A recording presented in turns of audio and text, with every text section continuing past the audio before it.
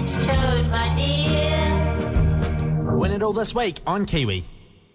Kiwi. 102.2 Auckland. The Radio Wammo Breakfast Suckling on the teat of tech. with Paul Brislen.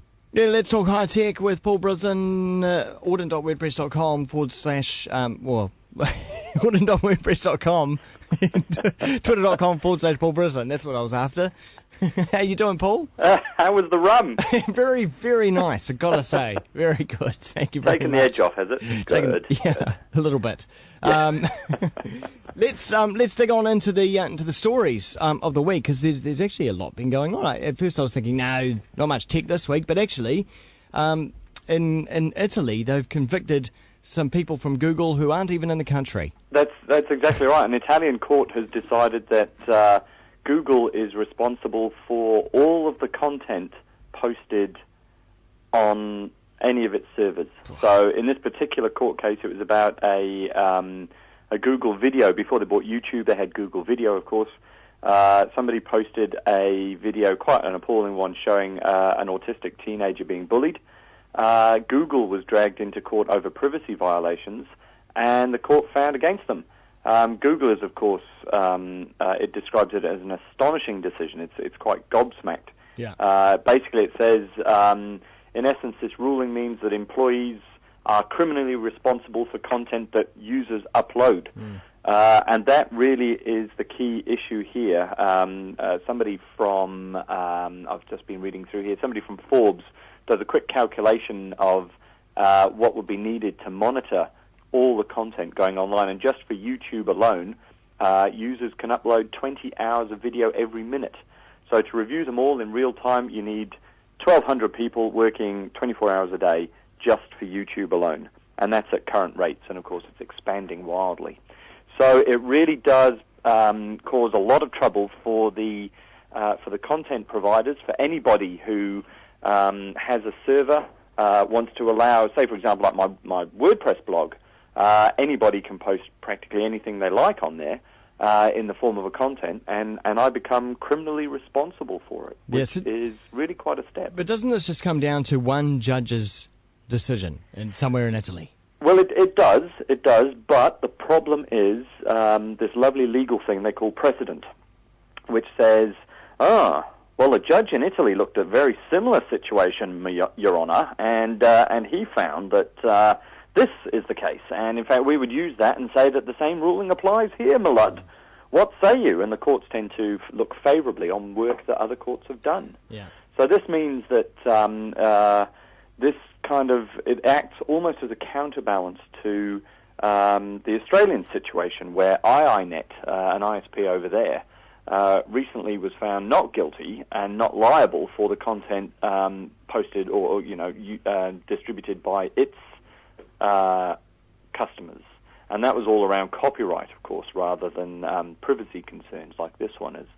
And the ruling there basically went the other way. It said, no, the ISP cannot be held liable for the actions of its customers any more than the company that grows the trees can be held liable for what is printed on the paper that is made from the pulp from the trees in the first instance. It's just far too long a bow to reach. But, we still get people thinking that all ISPs should monitor all traffic at all times. And we'll get onto that in just a second, because that's another big issue this week. But so would it effectively mean that if those Google execs decided to touch down in Italy, they would be arrested?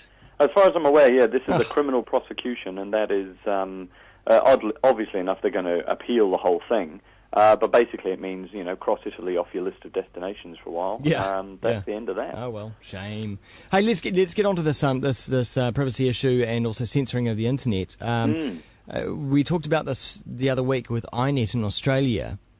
Is there a latest update on that? Well, what's happening over here is that this is all about copyright, and the new copyright legislation is being drawn up. You may remember last year there was a big kerfuffle because the existing law, Section 92A of the existing law, was about to be rolled out, and that basically meant that ISPs would be disconnecting customers if somebody complained about their behaviour online in terms of copyright ownership.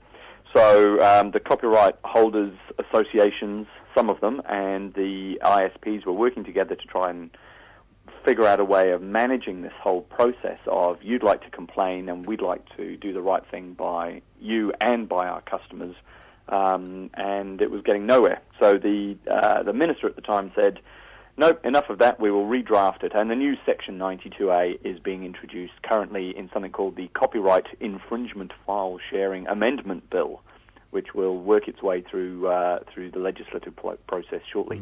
And it appears to be a lot better than the old one, is the shorthand version of it. But they're proposing some kind of fine. They are. Initially, the old Section 92A had this 3 strikes and you're out policy, which was very ill-defined. So basically a copyright holder, Disney or whoever, could send a letter to the ISP saying, I think that Wammo is stealing my copyright material. They don't have to prove anything. They just complain. The ISP is then either has to do an investigation on their own, which is lots and lots of work, or just cut you off. And that was basically the end of the matter. You were disconnected from the internet, and there was no explanation as to how long or what the remedy was or anything like that. The new one involves a 3-step process. You'll be warned. You'll be warned that you're on your final warning, and then if all else fails, an enforcement notice is finally issued to the third-time infringer. You could be fined for up to $15,000 or have your internet disconnected for up to 6 months. So that's still not ideal. It's criminalizing people who are using the internet. There are a lot of alternatives out there, and you and I were at Food Camp a couple of weekends ago, and one of the discussions there was how about making sure that all content is released globally at the same time, rather than this staggered approach. Now that's quite a big issue for a lot of the content producers. Because the sheer, the logistics of organising that can be quite a nightmare. But we're mainly talking about TV when we talk We about are terms, TV and even music, and you also get into the realm of computer games. And one of the big computer game makers, and I'm going to say EA, but I'm not entirely sure I'm right on that. Okay. But however, one of the big game makers reported that it was getting a lot of piracy in Russia. And rather than simply giving the Russian police a whole wodge of money and saying, please crack down on this appalling crime, and generally lobbying, what they did was they had a look at the rationale behind the piracy and realized that what they do in Russia, their marketing team, for some apparent reason, had decided they would delay the launch of every single game by 6 months. So if you wanted to play the latest and greatest game, you had to wait for half a year before it would be launched in Russia. Simply by moving the launch date up to the same day as the US, piracy's practically vanished for this game company, because people are willing to pay for it, and that's the real key. They just want it when it's out. They want it now. People will give you money, exactly. So make it easy for them to pay you. Yep, makes a lot of sense. Yeah. And finally, Microsoft have been shooting zombies. Yes, Microsoft's been hunting zombies, and I'm all in favour of this kind of carry-on. It's not only does it make for a great headline, but it does us all a world of good. You may not have noticed it, but the ISPs certainly will have.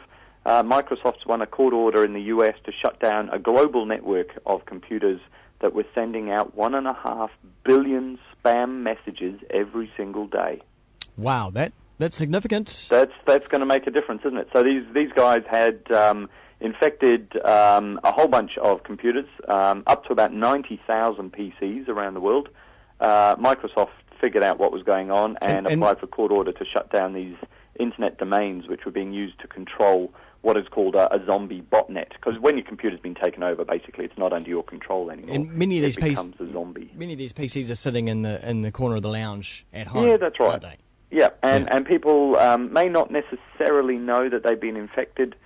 They may not particularly care. Things work okay. They get a little notification once in a while saying, hey, there might be a problem, and they just ignore it and things carry on as normal. So hopefully the computers will still remain infected, but it means they can't communicate and can't take part in this mass spam operation. 1.5 billion messages a day. It's just insane, isn't it? It's making a complete mockery of the email system. So what when 97% of it is spam. Exactly. What part did Microsoft play? Are they able to talk to these Windows-based machines, or what's going on there? Well, I'm not quite sure why they got involved themselves directly, but I understand that they were able to see that these computers had not been updated and had been infected. I presume they've got quite a crack security team who look into this kind of thing. And they applied for court order not to switch off the machines themselves, because I imagine that's quite hard to derail. Yeah. But if all these machines are reporting back to a series of internet domains and receiving their orders, well, you cut off the brain, and the body lumbers off on its own. The brain. Looking for food. Thanks very much for those images. That's quite all right. Paul. Sit nicely with your rum. Yes, certainly will. Thank you, Paul. Anytime. Twitter.com/Paul Brislen, where you can have a conversation with him.